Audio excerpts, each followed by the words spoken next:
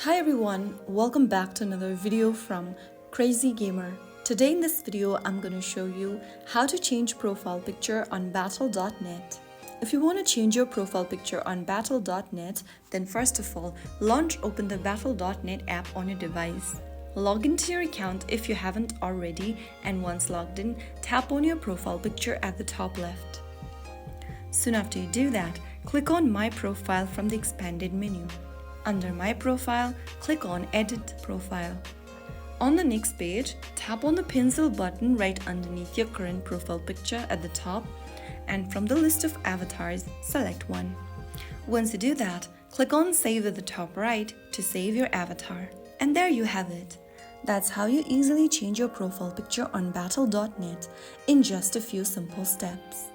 It is always nice to personalize your gaming profile, and Blizzard makes it quick and easy. If you found the video helpful, don't forget to like, share and subscribe to the channel.